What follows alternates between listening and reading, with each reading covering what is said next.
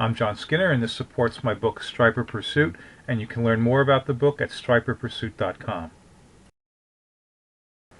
These are some 3-ounce bucktails that are good for bucktailing in heavy current. The two to the left are homemades, and then a Buccaneer, an Andrus rip splitter, and a Blue Frog fixed hook.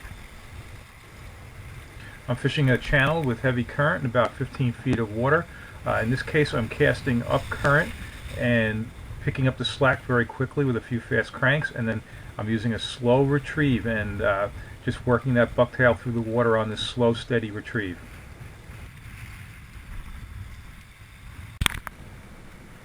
Okay, my conditions here are the water is a touch stained, certainly some weed mixed in, so I don't have a very long window in which I can work that jig without hanging up some weed. So I'm not making full casts here. I see a rip line in front of me, and I'm aiming just beyond that rip line, a little bit up current, and using exactly that retrieve that I just showed in the previous clip.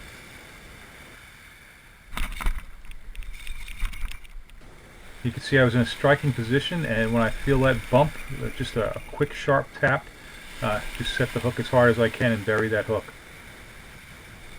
When I write about bucktailing heavy current in the book, I mentioned two standard retrieves, one of them being what you just saw here, where I'm actually using a slow retrieve. And the other is, and I have video for that as well, casting up current and then just picking up the slack, make contact with the jig, and let the jig bounce down current, and you want to feel an occasional bottom tap. In this case here, given the current speed and the fairly moderate depth of 15 feet of water, I know that I can use a slow retrieve and still work that jig near the near bottom strike zone. And in current like this, you can pretty much be assured that those fish are going to be near the bottom because they use that bottom structure, the irregular bottom structure, to help break the current. This rod is a custom 11-foot graphite Lamiglass. It's built on an older GSB 1321M blank. The reel's a Penn 706Z. It's spooled with 50-pound test spider wire stealth braid.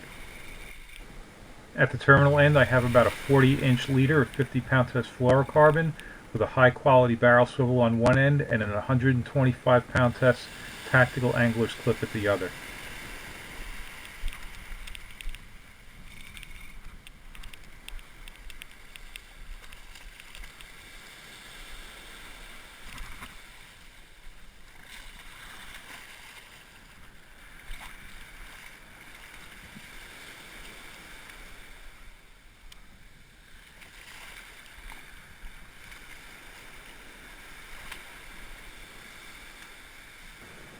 So the jig is a 3-ounce homemade. It has a 6-inch number 56 strip of Uncle Josh pork rind, red, as a trailer. And in terms of choosing bucktails for this fishing, the most important thing is to have a really sturdy hook. In this case, I've got an 8/0 hook in there. There are many commercial bucktails like Andrus jetty casters, Andrus rip splitters, Blue Frog fixed hooks that definitely have good solid hooks in them, and that's just something to make sure that you have when you do this kind of fishing, because there's a lot of stress on the hook. So the water's pretty weedy, and a lot of times that can be a real turn-off hindrance for this kind of fishing.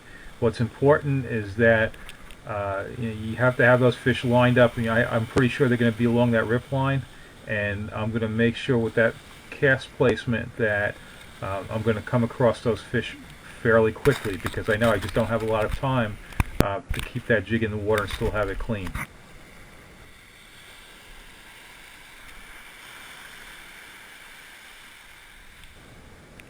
Early on, when I just started fighting that fish, I glanced behind me to see exactly where I was in relation to the rocks.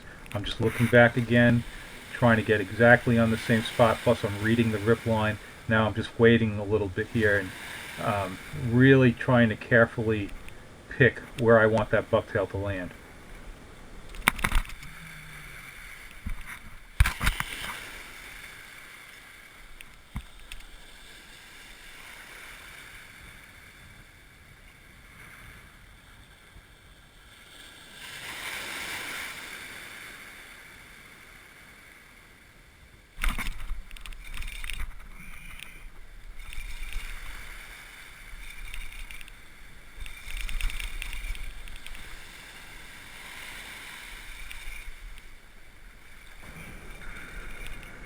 Okay, I'm done narrating. If you enjoy these videos, please subscribe to my channel, and to learn more about striper fishing, check out my book, Striper Pursuit.